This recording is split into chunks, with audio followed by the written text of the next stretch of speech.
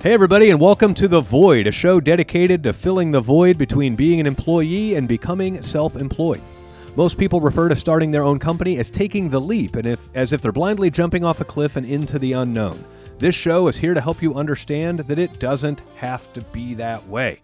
I'm your host, Mitch Smedley, and with me, as always, is David Hilton. Mitch, do you know what today is? Today is a Tuesday. Today is the day after the 2-year anniversary that would-be President Trump got shot in the ear on the campaign trail. You're not even close. Today is episode 250. 250? Oh, wow. Why is your cool. voice cracking? I don't know. I lost track of episode. Man. Wow, look at there. 250, buddy. America celebrates its 250th anniversary last week, and we get to Today record 250 this week. 250, How about that? buddy? Yeah, good stuff. I also heard... That's what it was actually like growing up with Mitch. Yeah. He was a cracker. Yeah. It was pretty funny. I was walking around You still talking do like a once goose. in a while. Yeah. I sounded like a goose. Like, Yeah, for about 3 years. Yeah, you did. forever. It took a long time. Voice to started grow cracking out of. early, and it's never really quit. I also hear that you don't want to be business partners with me anymore. Yeah. Yeah. Maybe you should think about the posts you fucking we're kind make, of anomalies in that, but for 99% of the world, that's fucking true. So yeah, it's hard. In our saving grace, so what David's referring to is I shared a Facebook post. Let me go find it, because dude, it made me. I laughed out loud, and I was like, it's a good post. it's a very true. Usually I copy and paste it instead of share it, because whenever you share it, it doesn't get the reach that it should. Yeah, it says business I tip of the about day. that. It says business tip of the day: don't partner with broke people, don't partner with your best friend, and don't partner with somebody who with the same skill sets as you. And this is why I don't share posts like that. If I would have made that post on my own, it would have gotten 3,000 to 5,000 views. But sharing somebody else's post only got 1,200 views. Yeah, I gotta start. I gotta get better at my stuff. You know, we talk about all the time, social media and the reach you can have and all that kind of stuff. Yep. I've got to get better. I've got to take my own advice here, and I've got to get better. Yeah. You know what I mean? The problem is I hate people. Yeah. That I don't know. Yeah. And it's weird. We're going to have a little Psychology 101 with Dave here. Okay. If I meet TradeWinds members for the first time, not even TradeWinds members, if we have an event and I meet someone and I talk to them for 30 seconds, I can read them. I know if they're good people. If I read they're good people, they could call me 6 months later and I'd be like, hey, man, what do you need? Right. I'd remember who they are. Like, in that aspect, I am a 100% people person. Yep. When people post stuff online and I read it and it's complete bullshit, and then I go through their comments and their comments are trash, I can turn into a completely different person. I hate them. I don't want to talk to them. I don't want to be online. And it makes me not want to embrace people on social media. Yeah. It's a very... Is it me? No, I think a lot of people wear sleeves on social media. They got their guard up. And I also think a lot of people read posts and comments with the mindset and the voice of the reader, not the poster. They're inferring and so if I'm upset and frustrated, I'm going to read a post in an upset and frustrated tone, even though it might be a positive post. We've talked about this before. Yeah. That's one of the big problems. Yeah. And so I've had to train myself to read it like autonomously, no inflection, no emotion. Read what do the words say. Like an emotionally dead person. Yeah, yeah. like one of those guys with the voice box where his larynx is bad, and so he's got the box up against his neck. I have to read it robotically like that. I guess maybe that's part of my problem too. Is I try to read it neutrally, but I automatically just am like, nope. I've read their other comments and I know. Yeah. And I don't know. I just assume that I know. Yeah. And that's a problem. Yeah. You know what I mean? Maybe I'll adopt the Joe Rogan outlook. Like, I'll post positive things and great things I'm doing and then just ghost. And not ever go back. Yeah. Maybe that's what I should do. Yeah, I don't know. I will say, so like I've still got some videos that are running I don't know what even defines as a viral video, but like no one does. It's a fucking. I get several thousand notifications from TikTok a day on these videos that popped off and did really well from our Lake Powell trip. And it's wild. So like there's a video of this guy landing his helicopter across the lagoon from where we parked our houseboat. And I'm adding some commentary to it saying like it's obvious that we moved the houseboat to the rich neighborhood because I know. We talked about this a lot. Yeah. And so but there are people that they're going to social media with a negative mindset. And then they're inferring their negative mindset into the video. And so, like, there's one person that's like, this person right here is what's wrong with America, and this is why Lake Powell is losing water.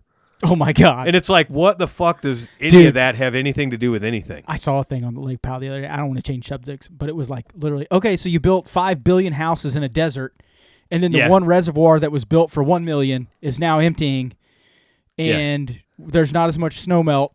Because climate shifts. We've known that since before people were on Earth. Yeah. That rain isn't going to fall in a consistent pattern in a consistent area ever. Yeah. But somehow, we need your tax dollars to fix the climate problem. It's like, come on. Yeah. I mean, I get it. Like, damn, man. Yeah. Get your heads out of your asses. Yeah, you can't tax your way into changing the climate. No matter how much money you spend, you're not going to change the Earth's temperature. No. No matter how much money you spend, you're not going to increase or decrease the level of rain unless you're cloud seeding, which costs money. I don't want to get into the whole thing here. But to your point about the video, though, like on videos, though, you can hear what they're saying. And you can feel if they're being positive or negative. Well, you know what I mean? Like, reading some of the words is one thing, but when it's a video, it's like, okay. Well, even some of those comments, like I end that video with like, I hope Danielle doesn't make friends with this guy, otherwise I'm cooked. Yeah, right? Maybe. I saw the other person in the pit photos. Yeah. and so maybe. So then like you'll see people on there, like they can't get that it's a fucking joke. And they'll be like, if your wife leaves you for that guy just because he's got a helicopter, she didn't need to be your wife anyway. No fucking shit. I just like I don't like I can't. Speaking of me not understanding what's going on social media, like that's one of those things where is that person like making that up? Right. Or do they really believe that? Is half the population actually retarded? Right. Or are they just doing that to troll people on the internet? Yeah, I don't know. Like you can't like what there's no educated guess there. Well, and then the moment it goes to trolling, it's like, is this even a real person or is this a bot account that's built to just cause division? Hey, social media 101. If you get in an argument with someone on the internet and it goes if it goes 2 comments each way, click on their profile. If they got less than 100 friends or 50 friends and they don't post, it's probably a bot. And if it's not a bot, it's a ghost account. And if it's not a ghost account, who gives a shit? Stop arguing. Like the other thing is if they have over 20,000 posts, so that. In other words, there are people that, whether it's a bot account or somebody's actual troll account, there are people out there that'll have less than 1,000 friends. Like I have less than 1,000 friends. Do you think I post a lot on social media? Yeah, I have to snooze you sometimes. Okay, that's fine. I love you. Yeah, But we're business partners. We do the podcast. We're on calls together. Yep. Sometimes I'm trying to disconnect. I got to be like, I can't. I gotta shut him down for a little bit. All right. So and I love you. Everybody thinks I post too much on social media, right? They're like, God damn, he posts a lot. Oh, I don't think you post too much. Not too much, but a lot. But you do post a lot. Okay. I'll give you that. I have 5,800 posts. That's a lot of posts. So when you're arguing with somebody on the internet, that's a lot. And people who know me, if you listen to this show, you probably know me. You probably say, yeah, Mitch posts a lot. Okay, I post a lot, and I have 5,800 posts. Just imagine the level of derangement that you're working with whenever you see somebody with 20, 30,000, 40,000 posts. Yeah. I've noticed too that I think people will. You and I haven't talked about this, but someone shared something on one of your Trade Winds videos, one of the first ones, and it was something that I had posted in someone else's stuff. Yeah, I saw that stuff. So the person that shared that, I went to find him. No photos, no name, no nothing. They're just trying to dox you is what they're doing. What I think people are doing too is they're just scraping the internet using bots to push a certain agenda one way or the other. Yeah. You know what I mean? And so they will just take that stuff and they'll throw it at whatever. Yeah. And hope that stuff sticks, right? Yeah. I've noticed that a lot lately. Yeah. I can't. It doesn't make sense to me. I don't know if they make money off of that or if it's to push certain agendas one way or the other, or if it's just to be divisive on the internet to then gain traction and make money late. I haven't figured it out yet. I have no doubt in my mind that it is a bipartisan agreement from the government to have social media bots out there to keep people fighting. That's the way I lean. A population that's fighting against each other can't unite against the government. I think that's one of the only areas where the government stays very bipartisan is let's keep them arguing with each other. Yeah, okay? I think as if it's a team. Yeah. Right? So Bernie Sanders shared something the other day talking about how Trump made this decision and it took food out of the mouths of millions of children and families in America. And I simply commented on it and I said, notice how he said families in America and not American families. Okay? And here come there's thousands of replies to my comment. Yeah.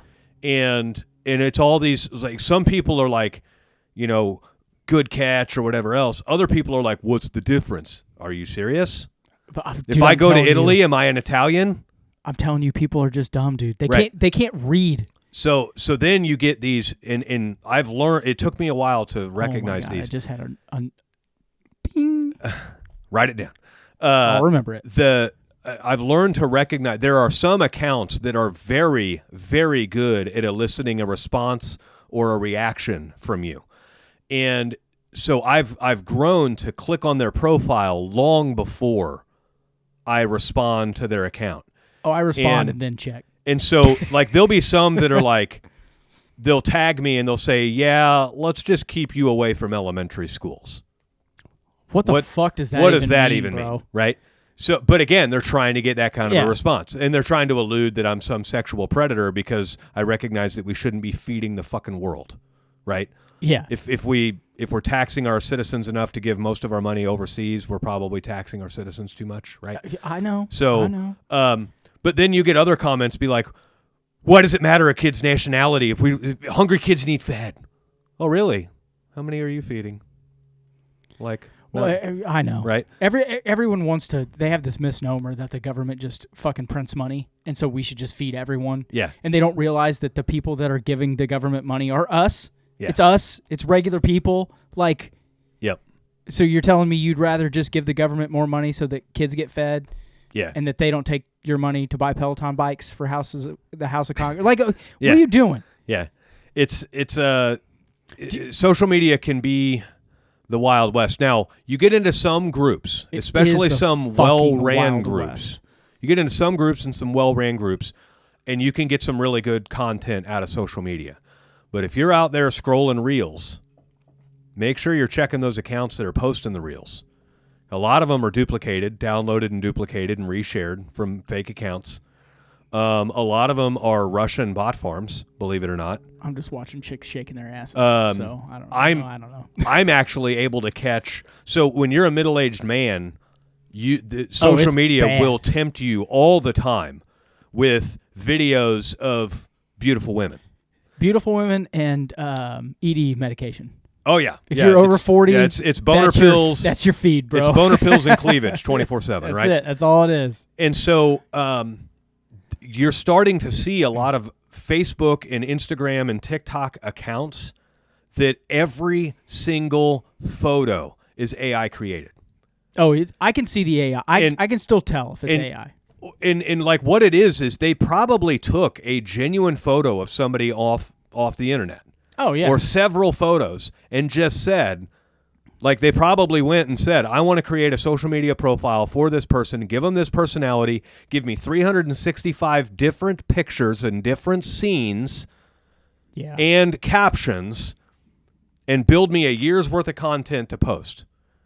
And you can do that on ChatGPT. Oh, I know. And like, did you hear about the guy that I use chat for fucking everything. Did you hear about the guy who started a fake OnlyFans account using nothing but AI photos and he made $30,000 in a month?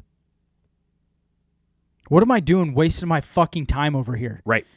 Like, right. what? So, in other words, the internet is still the Wild West, and you have to do some pretty good vet animation. All of your information that you're getting out in the open forum. You get into some closed groups, you can start to zero in on some of that communication, but it's still one of those things of like trust but verify, stay vigilant, and only take advice from people that you're willing to trade your life with. Right? Wow. Trade places with. What I was going to say earlier was, do you think that the government is keeping education poor on purpose too? Oh, 1,000%. So that it makes it easier to keep people fucking pigeonholed? Yeah. I just had that light bulb go off. Like education, we spend more money on education than maybe any other. I don't know what the numbers are, but it's a lot, okay? Yeah. And we're getting worse. I saw a graph. Why? I saw a graph the other day that was like the top 20 sectors that people spend money on over the last 20 years. And here is what's happened to their price. And so the longer the graph went from left to right was time. The graph neutral was in the middle of the graph, and some of these items got cheaper over time, and some of these items got more expensive over time. Okay. The items that got the cheapest, TVs and cell phones. Relative to time, TVs and cell phones are cheaper now than they were 20 years ago. Easier to manipulate people when you control what they look at. We definitely don't want them to get rid of the thing that we control them with, right? Yeah. We can't get rid of the TV and the phone because that's what we use to fear and control, right? The top 2 or 3 things that have gotten astronomical in price: healthcare, secondary education. And we're talking skyrocketed. The only thing food, stable. Secondary education is weird, though, because I think they're indoctrinating people in college. So you would think they would want that cheaper. You know what I mean? No, it's government. It's the one loan in the government that's unforgivable by bankruptcy. Why would they want that cheaper? Oh, so you're telling me they want people indoctrinated but make money at the same time? They want your student loan debt and indoctrination. That's double devil, man. Yeah. Oh, fuck. Yeah.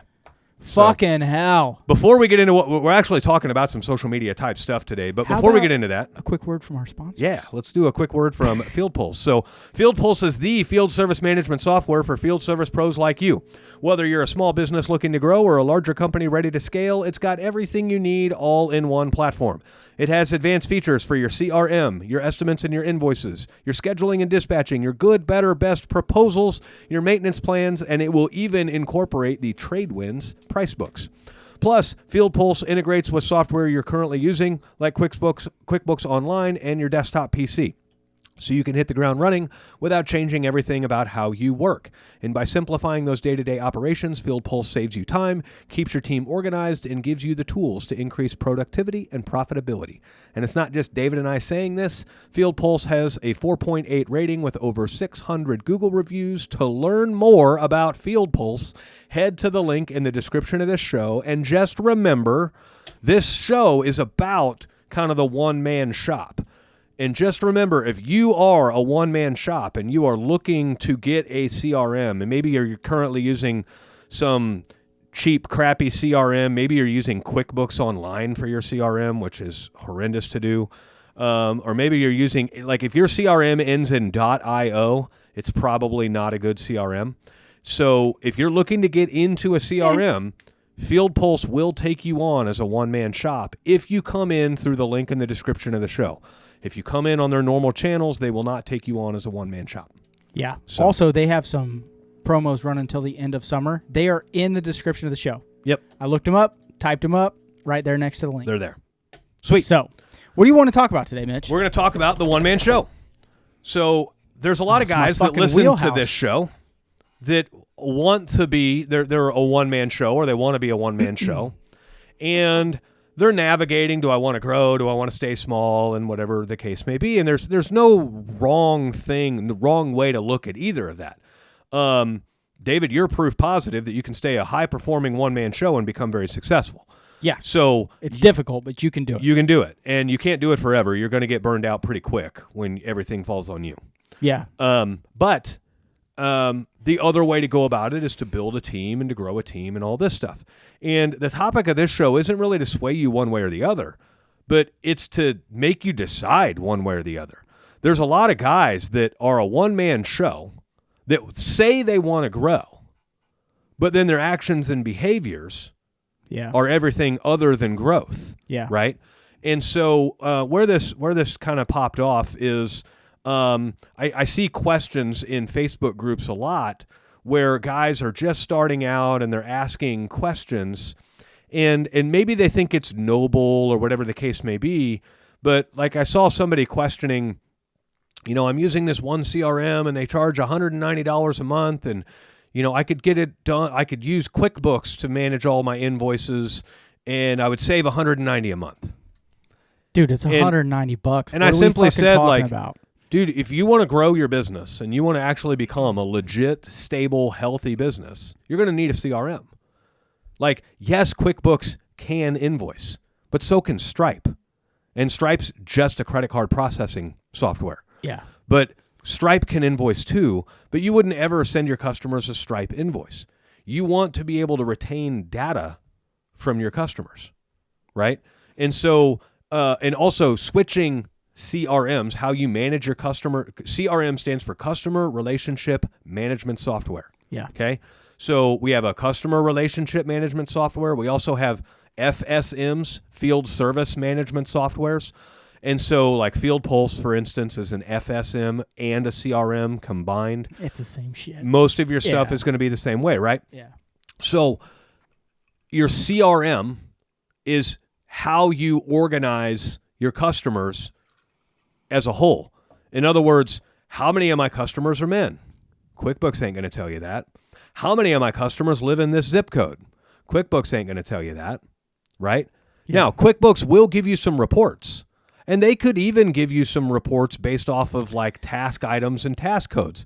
QuickBooks reports are financial based. It's not the same. Correct. And they're going to give you financially driven reports.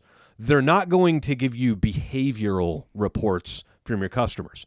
A good CRM is only as good as the information you're putting into it, but a good CRM can tell you like, hey, I ran this ad campaign and I want to see how effective it was. So this ad campaign came with a coupon code of -20. And so I want to go run a report for how many times -20 was used as a coupon code. And I want that report to tell me total revenue generated from invoices with -20 on it. A good CRM can do that for you. Yeah. A good CRM, you can actually label how the customer got into your ecosystem. Was it word of mouth? Was it a Facebook ad? Was it a Facebook referral? Yeah. Was it you signed up for the banner on the outfield fence at the Little League ball field, and that's how they heard about you? And again, all of this is only as good as the information you're giving it. The CRM doesn't automatically know this information, but a good CRM will have a place for you to place that information if you ask the customer that information on your intake. It's called a lead source. Yes. And you can create lead sources. Yes. In every CRM. Yeah, every CRM is going to be able to do that. QuickBooks can't do that. No. Right? And so ultimately what I'm trying to get at here is you can't be two places at the same time. And you can't be one place today with the expectation you're going to be in a different place in the future. So, in other words, it's not fake it until you make it. It's face it until you make it. And so what I mean by that is, in this particular post that I saw online, this guy was worried about the $190 a month his CRM was, quote unquote, costing him. In his mind, his CRM was a $190 burden. When in all actuality, for one, I wish my CRM was only $190 a month. But in all actuality, that $190 should be the best money he's ever spent, because that $190 contains every piece of information he needs or can contain, every piece of information he needs to quadruple the size of his business. It has all the information in it for exactly who has shopped with him in the past, so therefore who's most likely to shop with him in the future. Yeah. It has with him the location of those homes. So now we can identify like hot targets on a map of we do really well in this neighborhood. We don't do really well in this neighborhood. Yeah. Maybe we learn why. Maybe the income is too high or too low in the neighborhoods we don't do well in, but the income level is perfect in the neighborhoods we do well in. Maybe it's the age of the homes. Maybe this neighborhood is all rental property and we don't work for rentals, so why would I want my marketing going to that neighborhood, right? Yeah. Your CRM has all that information for you. Your CRM is also going to display your price book for you and allow you to make sales and all of these things. And so, you can't say I want to be a big, stable, healthy business, even if it's a big, stable, healthy business of one. You can't say I want to be big, stable, and healthy when you're tripping over what you consider to be a $190 burden. You got to be able to recognize that $190 is probably the best $190 a month you're spending. Yeah, one thing you touched on that's kind of hidden in there is, and I think this is where you're going with it, is if you're stuck in the I'm going to just do what I can do, and if it happens and I grow big, I'll grow big. Right. Okay, without intentionality, right? And that mindset of I'm trying to pinch every penny so that I can build my bank account, right, that's the one-man show mindset.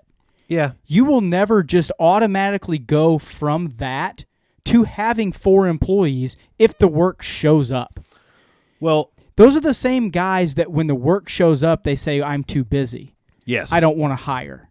Yeah. And they view employees like a burden instead of an asset. Those are the same guys that if they do get busy and they hire 1 or they hire 2, still won't get a CRM to help them stay organized. Right. And then those guys go by the wayside and down the road because they don't want to work for a fucking hack. Right. Those are the same guys. You have to be intentional with, am I going to be a big business and have 3, 4, 5 guys? Or am I going to stay the one-man show and go with it? Right. That guy's mindset was, I'm going to stay the one-man show and go with it. Yeah. If you're going to do that, do you need the CRM? No, you don't. Because you can be busy, balls to the wall, by yourself with no CRM, no marketing, a van with no lettering on it. Mm-hmm. Like, you can do that. Yeah.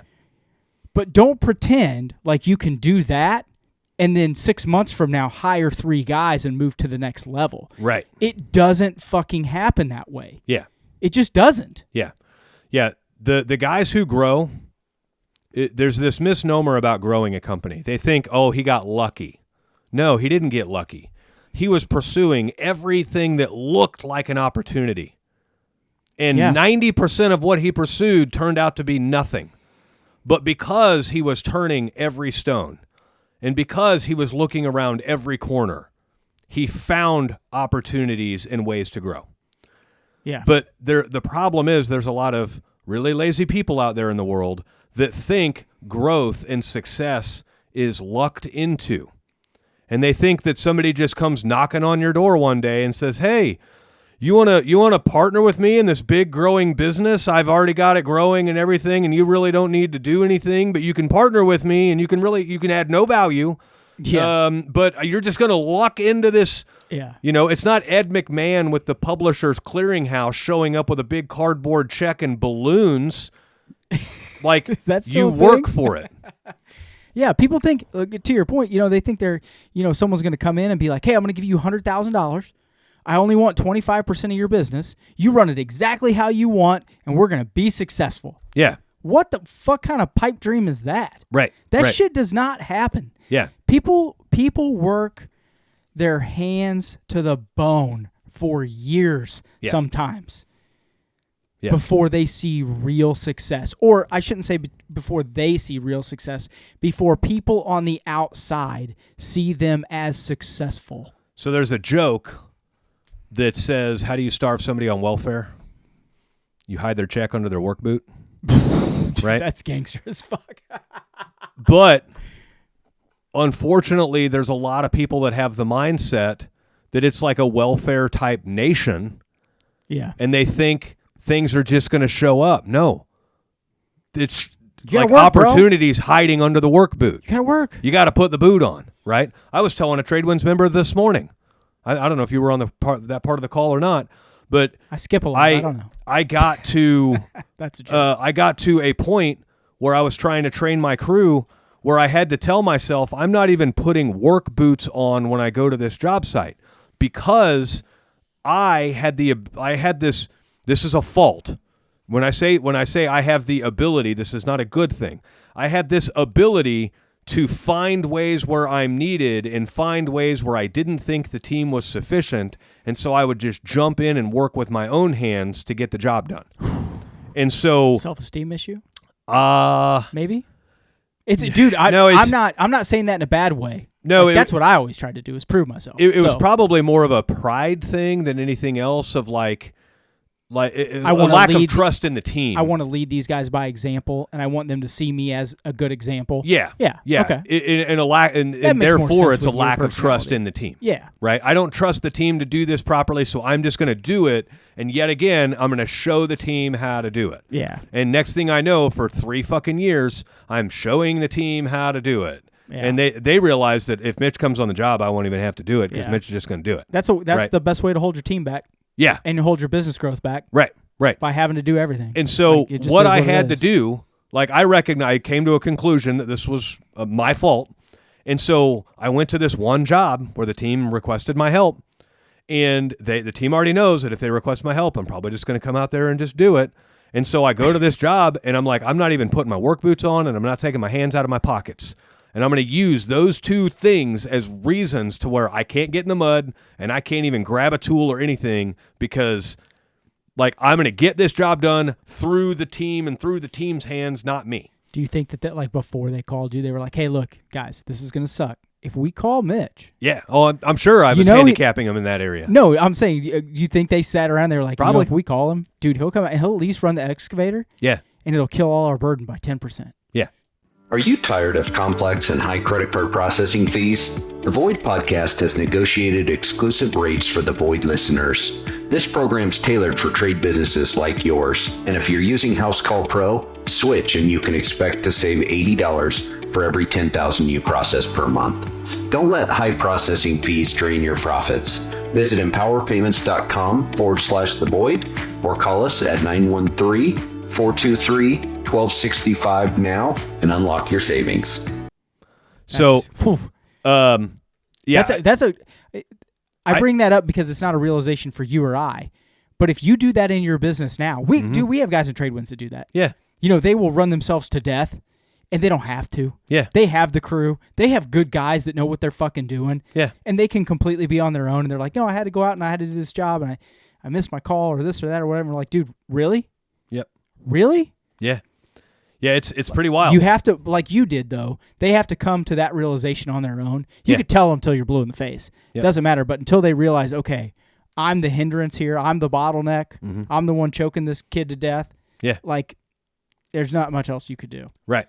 And so, on that job, we got it done. I didn't touch a tool. I couldn't even get close enough to the hole to get muddy. And so just walking around talking to moms in the neighborhood. No, walking around talking to my crew, but we got the job done.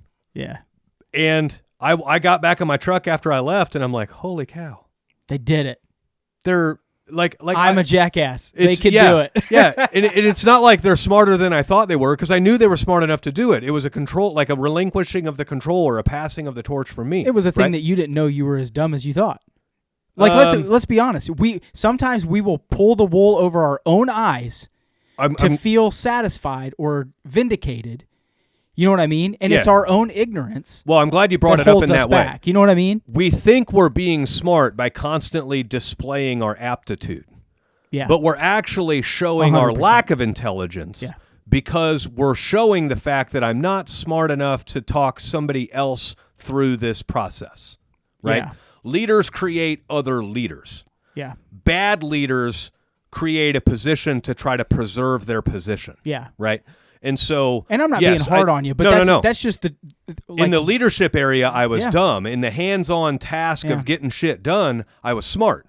But the problem is, if to get shit done, it all has to funnel through you, then you're going to cap your ability. So another post of this that came up that made me want to do this for a show topic was there was another post online asking what's harder to get to for all you blue-collar people out there. What's harder to get to, your first million or your first 5? Oh, first 5. Easy. And I said first 5 is absolutely harder than your first one. Anybody out there can, I'm going to use words that I hate using, but they're pointed properly here. Anybody out there can hustle and grind and work their dick to the bone and get to $1 million a year in revenue. Easy. Okay? Easy. You can sell $1 million a year in revenue. You can find ways to get that done. But to do $5 million a year in revenue, there's no way one person is going to be able to do that. The only way you're going to do $5 million a year in revenue is through a team of people, which means you are bestowing upon that team of people duties and standards at which those duties are performed. You're bestowing trust. You've got to train them. You've got to communicate with them. You have to have a good relationship with them. Yeah. And so that is why, like, you can control you, but you can't control other people. You can influence other people, but you can't control other people ethically. And so that is why getting to 5 million is 20 times harder than getting to 1 million, because at 1 million, it's all about you. Yeah. But at 5 million, it's all about how, ironically. I know. Yeah. That was good. Sorry. My bad. At 5 million, it's all about how well you influence other people. Yeah. So, I mean, you can hold on to guys and you can hold them back. The way I like to look at it, let me start that statement over. A one-man show can do everything. A guy with 3 employees can do 90% of everything it takes to be successful. You know what I mean? Yeah. But when you got to get to that 4th guy, that 5th guy, that 6th guy, to break through, like you and I like to call it, the $1.5 to $2 million to get to that next plateau, to get to the 5. Yep. That's when you really have to start relinquishing control. Yeah. You are the bottleneck if you can't get past that plateau. Yeah. It's the same thing as going from one-man show to 3 employees, 3 employees to 5 employees. You can control everything, one-man show. You can control everything to $1 million, $2 million. Mm-hmm. Past that, you're the hindrance. Yep. You went from the facilitator to the bottleneck. To the enabler. To the enabler in that window. Yep. And guys, I think guys have a big problem with it because they literally saw, I can do this, and their own head got bigger. Mm-hmm. I can do this, and they got 2 employees. I can do this, and they got 3 employees. They have to battle the fact that they got it to 3 million. Mm-hmm. It's a subconscious, I've done all of this. Yeah. And you're telling me right now, you're looking me in the eye and saying, I can't get us to the next level, and guys can't get past it. Yeah. Yeah, that's what I'm telling you. You can't do it. One of the things with Spencer's got to do it. Evolution of business is what got you here won't get you there. Okay? So, in other words, what got you to be a high-ranking employee won't get you to be a successful one-man show. What got you to be a successful one-man show won't get you to be a successful 5-man operation. Yeah. What got you to be a successful 5-man operation won't get you to be a 50-man operation.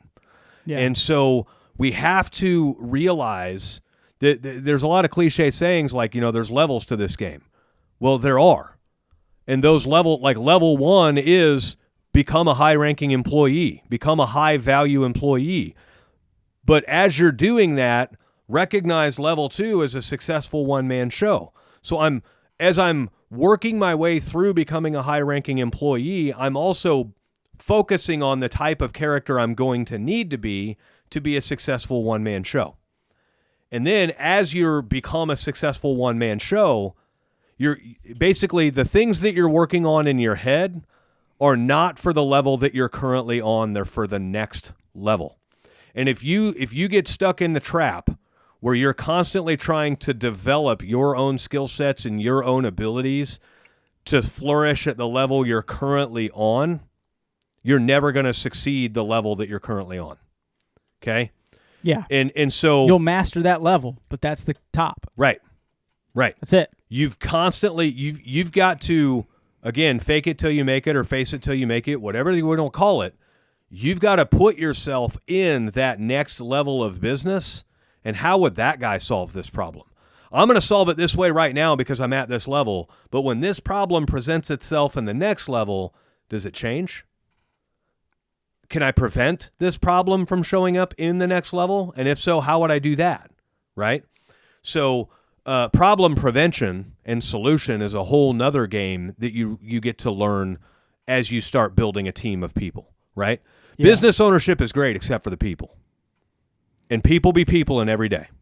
Man. Right? Oh. And I'm not saying that like I'm knocking on my people or any of people I've ever employed. I'm saying people in general. Yeah. We're emotional creatures. We have good sides. We have bad sides. There's no such thing as work problems. There's only home problems brought to work, right? There's only personal problems brought to work. Yeah. If you have somebody that's greatly insecure with themselves, you're going to find out that they are a horrible leader. You're going to find out that they are not the greatest of employees. They're probably a good salesperson, though, right? Yeah, those of us with emotional damaged issues are great salesmen. Yeah. We just are. I say we, as in me. Right. But I'm hanging up on the people for a minute because you're only going to grow a bigger business through people. And so it's never too early to start working on your people skills, right? We work on our kids' people skills all the time. Yeah. And letting them, giving our kids opportunities to like, hey, read the room. Hey, did you see how everyone kind of turned off whenever you said it this way? Maybe say it differently in the future and all this stuff. Yeah. When you came into my house today, I was talking with one of the new owners of the plumbing company about an employee issue. And we were literally talking about, okay, we already know the solution, but how do we present it in a way that betters our people? Yeah. Okay.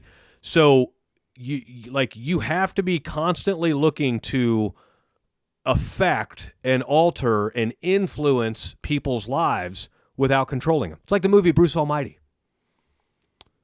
Bruce Almighty gives him... Oh, Jim Carrey. Yeah, Jim Carrey and what's the black guy?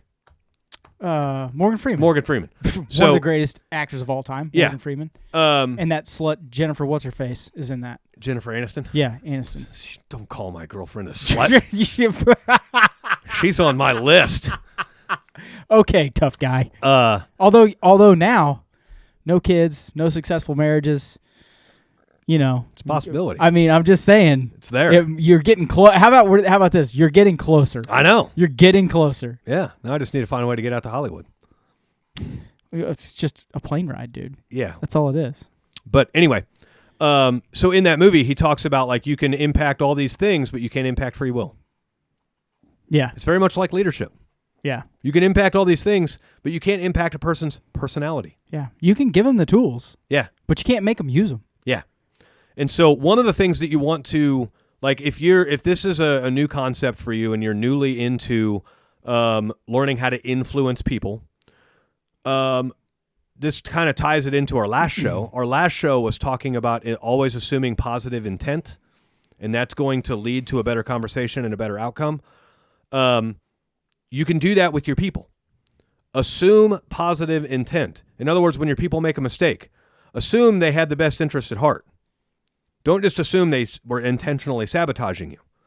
And approach it from that angle, and your people are going to be a lot more receptive to whatever coaching or criticism or whatever you may have to talk to them about. They're going to be a lot more receptive to it when you assume positive intent. Yeah. And so what I mean by that is like, let's say your guy royally screws something up. Let's say he smokes a control board in an HVAC unit. Okay? You don't go in there and be like, you dipshit, what the fuck were you thinking? Yeah. But what you do instead is like, hey, I guess I thought you knew how to diagnose those. Did you have your meter on the wrong setting? Did you touch the wrong things? That's pretty passive aggressive, but yeah. But no, not necessarily, because what you're doing is you're creating a condition where they know you're not angry. Okay? Yeah. And we've all, anybody who's ever diagnosed more than probably 20 or 30 control boards has let the smoke out of one.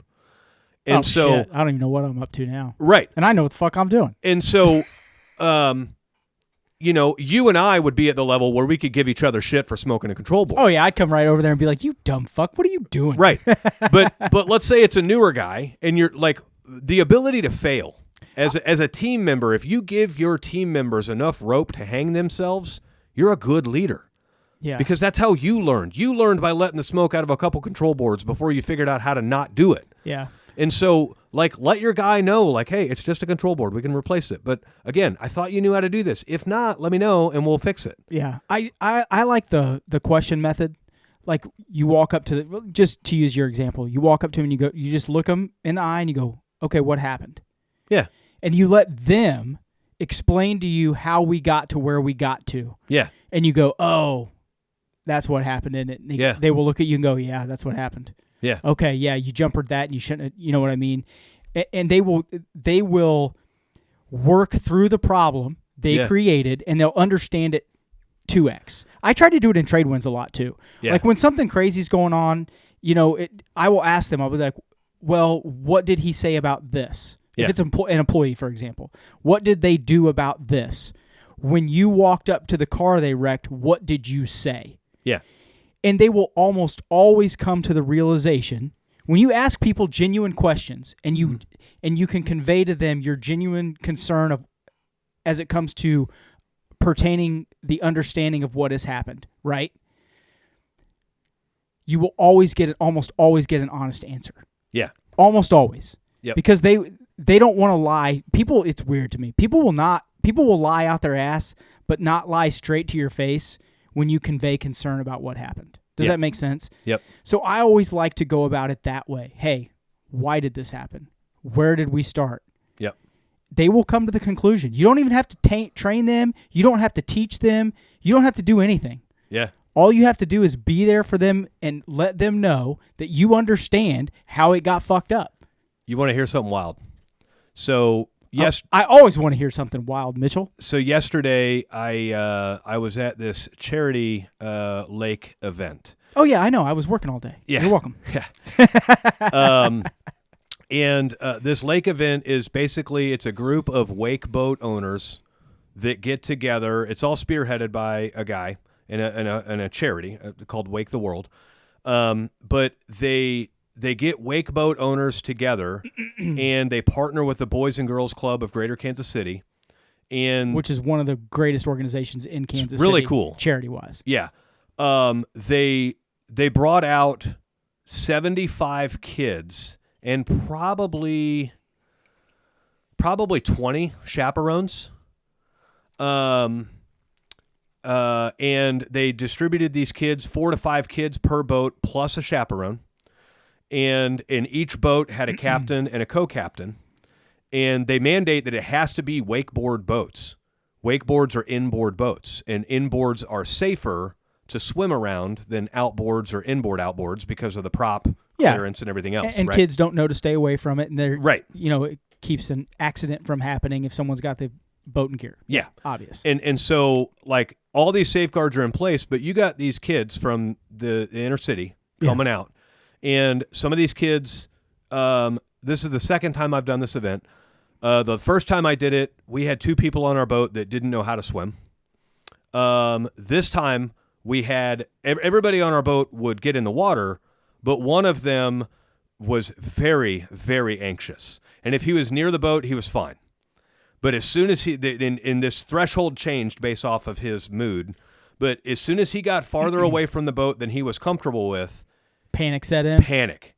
And like, I'm not talking irrational panic. Like, you can look in the kid's eyes and he's not just being like, you can feel his pain. You can feel his pain. You're like, dude, this kid is freaking out. And what's funny is he was probably the most hard-ass looking kid of all of them. Like, he had this epic set of dreads that was nice. I mean, like Rastafarian style. They look cool. I love it. They look cool. But didn't you just get a bunch of flack for not having kids of color on your boat 2 weeks ago? Like, what the fuck, man? Yeah. People are so stupid. So dumb about that. I made a whole video about that because it pissed me off so much. People are dumb, dude. But last night, so we had 5 kids on our boat. These kids were freaking awesome, okay? And basically, you take them out and you surf and you wakeboard and you tube and you swim and just do whatever you want to do. And whatever have they fun on want the to boat. do and have fun. Yeah. Okay. And then you come in for lunch and then you go back out again. And then when you go back out again, you do a little bit more. And then it all ends with all the boats tying up together and all the kids swimming behind all the boats. And so we get to the tie, like it's a long day. The sun's out. It's 90 degrees. Dude, There's no shade. It's a long day on a boat. It's like a that. long day, right? And these kids are doing something they're rarely doing before, so they're excited and their energy's They're spent. smoked. and so we get to the tie-up point where now there's like some realm of comfort because now they're back to their group of 75 friends. Maybe their friends weren't on your boat, right? Yeah. And they're so excited to just go jump off into this more shallow water and talk with their friends and everything else. And so there's a kid on our boat that he was bound and determined to figure out wakeboarding.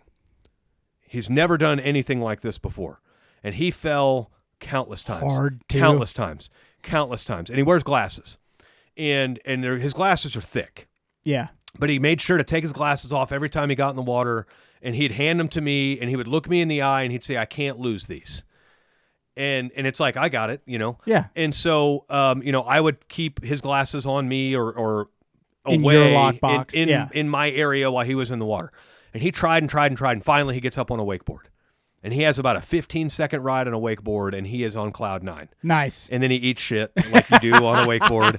But Face he was first, oh just yeah, bam. totally Shit face planted. whipped. Oh. And Shit but he whipped is stuff. excited, right? He Yeah. can't wait to go You home say, and tell "Let's- his parents. Let's do it again. And we needed to wrap up and go to this tie up, and he's like, cool. So we get to the tie up, and I'm busy tying up our boat to the other boats, and all the kids, like once we get close, all the kids jump off the back, and we're tying up lines and making sure bumpers are in place and everything else.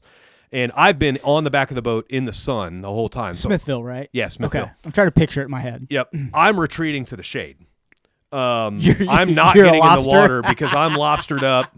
And I've been sitting on the back of the boat trying to teach these kids how to get Mace up. was Mace driving? Mace was driving. Oh, I gotcha. And so he was in the shade the whole time. He goes straight in the water too. Yeah. Of course, he's friends with all these other boat captains, so he's hanging out with them. So halfway through the tie-up, this wakeboard kid, cool as hell kid, comes to me and he goes, hey, I'm disappointed in myself. I lost my glasses. Lost his glasses. Oh, fuck. And you could see the look on his eyes. And he's like, I don't know what I'm going to tell my parents. And he's like terrified. And I'm like, dude, just tell them the truth. And he's like, I don't know if that's going to be good enough. And I'm like, dude, if the truth ain't good enough, Yeah. then we got nothing else to live for. He man. lost him swimming. He lost him. He got so excited to see his friends. He jumped off the back of the boat Ah, damn. and lost him swimming. Damn. And Dude, it's, what could the glasses be? and $100? It's 18, 20 feet deep. Like it's too deep to find Yeah. them. You're not going to go find them. Yeah. Let's And- buy the kid some glasses, dude. I'll fucking And so pay for 'em. don't I give a told shit. him, I said, just tell your parents the real thing. Tell them the day you had. Tell them the victory you had on the wakeboard. Yeah. Tell them that you were by the end of the day, you had such a fun day and you were so excited that you jumped in the water, you just let it slip. Yeah. And all this. And he's like, I just don't know. Like he wasn't saying his parents are bad parents. You could tell He didn't want to disappoint them that he lost he the didn't want to glasses. Yeah. disappoint him, and you could tell. That's regular kid fear. That's like all kids go through that. Yeah, and you could tell that the truth shall set you free. Absolutely, always, right? But you could tell that he felt like he was going to have to come up with some kind of story to justify losing the glasses, and the truth wasn't good enough. And I said, tell you what, man, I'm going to give you my phone number. If your parents have any questions at all, they can call me. Oh, I got you. Like if they think you're lying. Dude, I'm not giving out my phone number. Or whatever. You're a better person No, I than me. gave my phone number, and I'm like, if your parents have any questions at all, they can call me. Yeah. And they can reach out to me, and the goal wasn't that they call me and I end up buying the kid glasses. No, which it's just I totally to verify would. his story. It was just if Yeah. your parents are questioning it, like I'm going to come in and I'm going to start the conversation with your kid's a freaking badass, by the way. He went from not even hardly knowing how to swim to getting up on this wakeboard, which ain't easy. Getting up on a wakeboard is one of the harder sports to get up dude, on. your legs got to be. Yeah. I think probably the only thing harder than getting up on a wakeboard is probably getting up on a slalom ski. Slalom ski's tough. Yeah.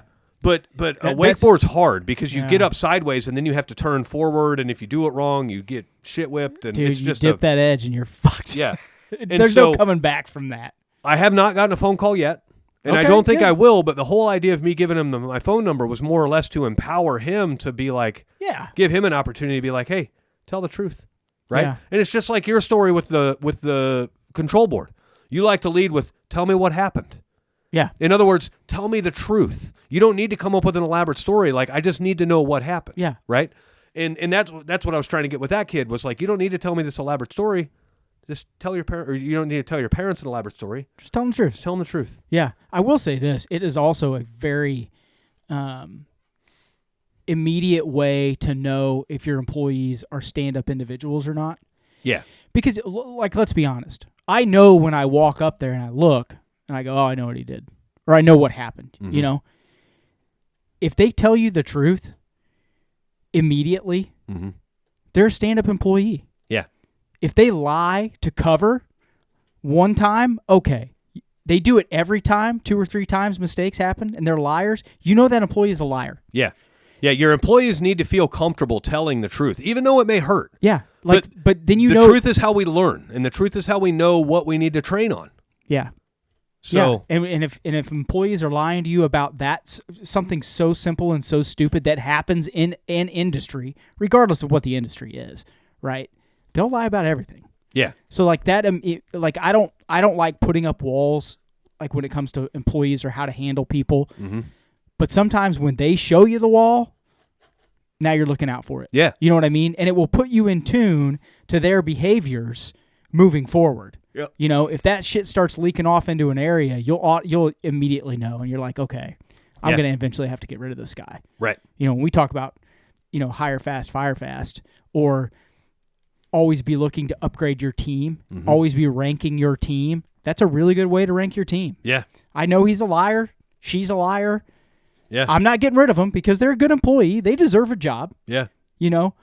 But when I have to upgrade my team, they're lower on the ladder because Yeah. I have verified that person isn't always telling me the truth. Yeah. Yeah. And so when the chance to upgrade comes, you upgrade. Yeah. Right? But yeah, so for those guys that are looking out for hiring your first employee, for those guys that are starting your one-man show and you want to have employees, start thinking of like, okay, I can handle this problem this way because I'm a one-man show, but when I have employees, I got to handle it this way. And then when you have your one employee, well, I can handle it this way with one employee, but when I have multiple employees, I'm going to have to handle it this way.